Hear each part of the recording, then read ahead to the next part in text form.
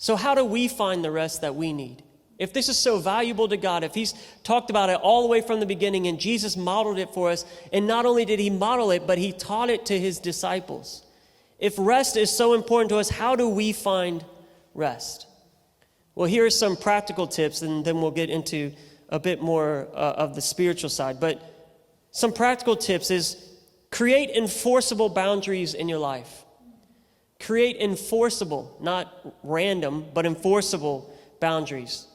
Boundaries for work, boundaries for even church and relationships. Make sure that there are clear boundaries in your life. Learn to say no. You don't have to say yes to absolutely everything. Sometimes you have to say no for things that you really need to say yes to. But if you say yes to absolutely everything, then that opportunity may never arise. Learn to say no. Set boundaries in your life. And the boundaries, they have to be consistent and communicated. You can't just set a boundary and then constantly walk over the boundary. What's the point? It's like building a fence and then you just trample the fence every time you get an opportunity. Or, oh, this is a special occasion, so I'm just going to move that boundary out of the way. And then every day it's a special thing. Or oh, this person just needs my help today. Oh, it's okay, it's no problem. No, your boundary has to be consistent and it has to be communicated. I'm going to save some time for myself. I'm not going to allow myself to be overrun by the cares of the world or by the emergencies of somebody else if it's not necessarily an emergency that I need to attend to right now. Make sure that you set boundaries in your life. Another thing that you can do is, this might sound very simple, but go to bed at a reasonable time. Go to bed at a reasonable time.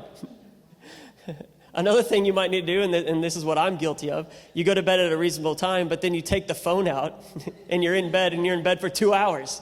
And so there was no point in going to bed at the reasonable time. You just laid on your phone for 2 hours.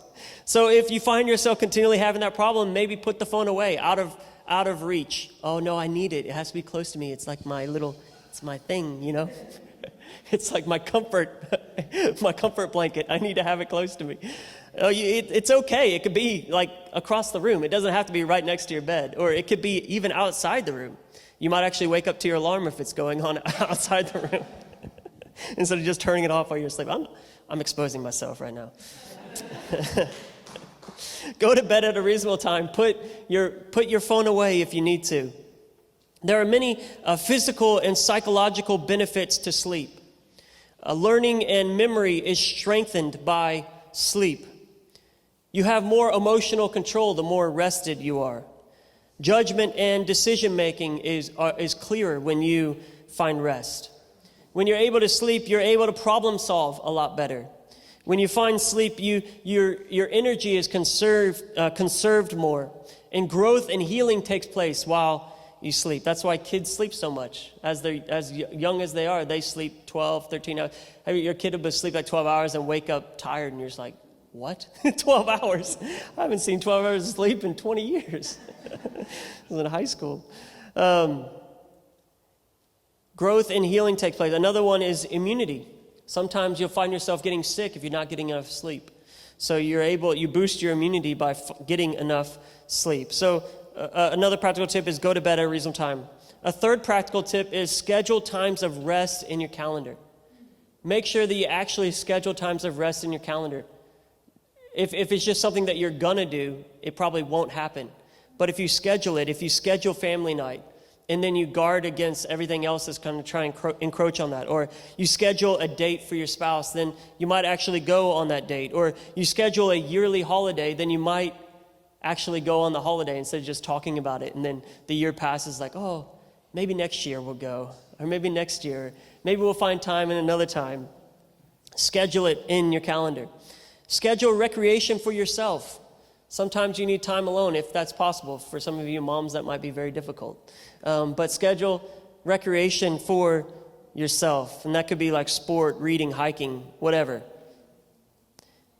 Schedule times of rest in your calendar. And then a final tip is make worship and prayer a priority. Make worship and prayer a priority in your life. Find rest in His presence every day. find fulfillment, find rest, recharge in his presence, in prayer and in worship. You see, Jesus himself, he knew where his strength came from. If God in flesh needed to get away and pray, how much more do we need to get away and pray every day? So find strength in his presence.